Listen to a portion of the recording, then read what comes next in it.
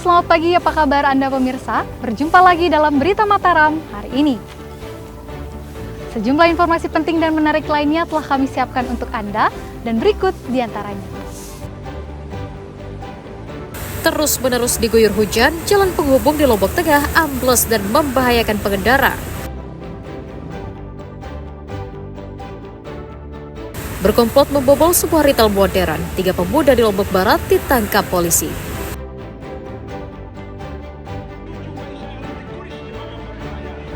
Peringati Sumpah Pemuda, ribuan siswa di Mataram gelar karnaval budaya berkeliling kota. Bersama saya Listia Widya, dan berikut Berita Mataram selengkapnya.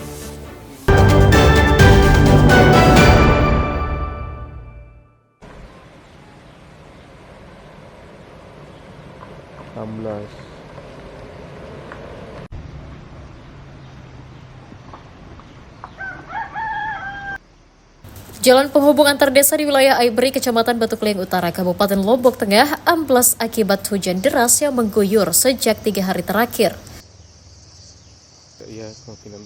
Amblesnya jalan disebabkan karena tanah di samping jalan tergerus air hujan dan luapan saluran air irigasi.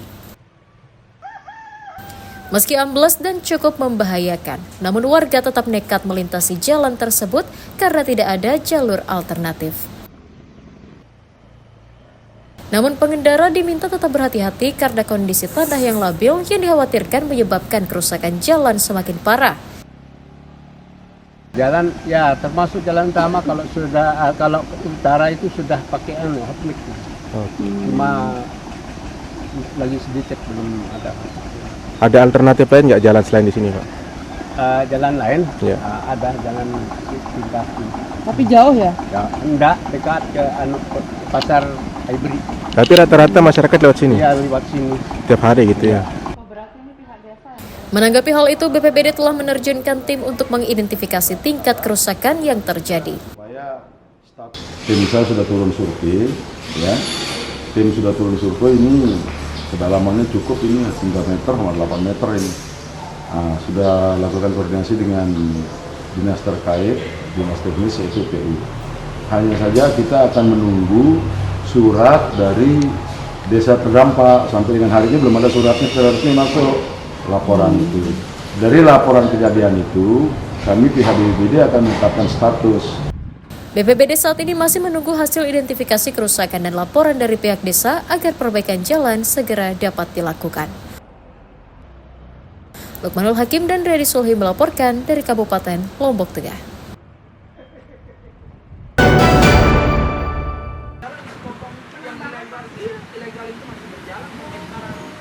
Jadi karena memang belum ada di YouTube, kemudian ada di TikTok, gitu ya. Sebenarnya itu dangkal sekali ada di hukum. 4 unit truk pengangkut puluhan kubik kayu ditahan Dinas Lingkungan Hidup Provinsi Nusa Tenggara Barat karena diduga ilegal atau tidak berizin. Sebanyak 55 kubik kayu tersebut dicegat petugas KPH Rinjani Timur bersama Dinas LHK di wilayah Kabupaten Lombok Timur setelah keluar dari pelabuhan. Diduga kayu tersebut diangkut dari hutan Sumbawa yang merupakan hasil pembalakan liar dan hendak dibawa ke Pulau Jawa. Kayu yang disita diantaranya berjenis kayu Sumatera, kayu rimba campuran, dan kayu rajumas yang memiliki nilai tinggi di pasaran. Dugaan penyelundupan kayu ilegal tersebut diungkap atas laporan masyarakat yang curiga adanya aktivitas pengangkutan kayu melalui jalur pelabuhan. Seluruhnya ada 55 kubik, kurang lebih 55 kubik. Jadi satu truk ini memuat 13,8 sehingga total keempat truk ini ada 55 kubik kurang lebihnya. Berjumlah kurang lebih 700 batang dari 400 kubik. Kayu jenis apa, Pak? Jenis pertama itu ada satu truk yang berisi rajumas. Kemudian yang selebihnya itu ada rimba campuran.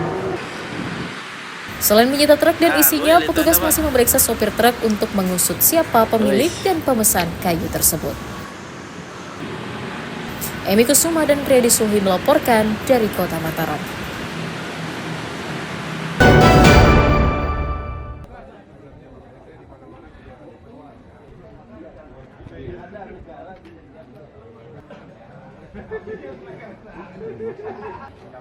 Ratusan warga binaan di Lembaga Pemasyarakatan Praia Kabupaten Lombok Tengah mengikuti kegiatan screening penyakit tuberkulosis atau TBC yang digelar Dinas Kesehatan pada Kamis pagi. Screening dilakukan dengan mengecek satu persatu kondisi kesehatan fisik dan organ dalam para penghuni lapas sebagai deteksi dini penyakit menular. Petugas juga melakukan tes cepat molekuler dan pemeriksaan dahak bagi warga binaan yang diduga terjangkit penyakit TBC. Selain mencegah penularan TBC bagi warga binaan, kegiatan itu juga bertujuan menciptakan lingkungan rutan yang sehat. Kegiatan ini adalah langkah daripada Dirjen Pemasyarakatan, Kementerian Kesehatan untuk menemukan penyakit TB melalui namanya kegiatan ronsen dada.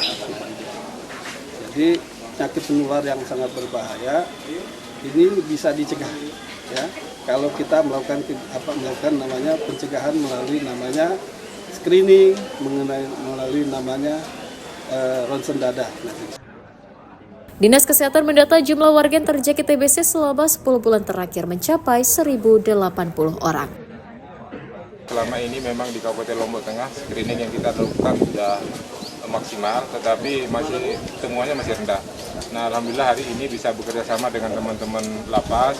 Teman-teman lapas sudah melakukan ini, alhamdulillah sudah dilakukan. Tetapi sampai saat ini memang angka temuan positif TB kita di Kabupaten Lombok Tengah ini masih yang terendah di NTB. Jadi kita berusaha untuk bagaimana screening ini bisa maksimal sehingga temuan kita lebih tinggi lagi. Jadi angka terakhir 27,6%. Selain mawas diri dengan menghindari lingkungan yang terpapar, Dinas Kesehatan juga terus melakukan sosialisasi agar warga menerapkan pola hidup sehat agar terhindar dari penyakit TBC. Lukmanul Hakim dan Riyadi Sulhi melaporkan dari Kabupaten Lombok Tengah.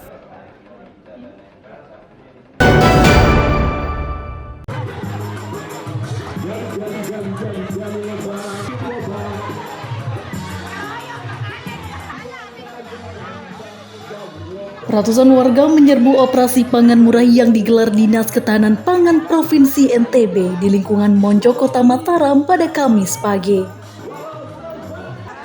Karena takut kehabisan, warga datang lebih awal dan menunggu petugas membuka lapak dagangannya.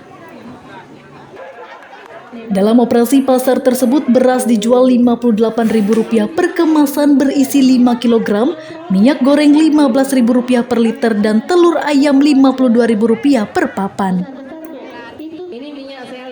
Selain memborong kebutuhan pokok, warga juga membeli bumbu dapur seperti cabai dan tomat yang juga disediakan oleh petugas. Warga berharap operasi pasar rutin digelar agar dapat meringankan beban mereka yang terdampak kenaikan harga bahan pokok. Berapa beda harganya?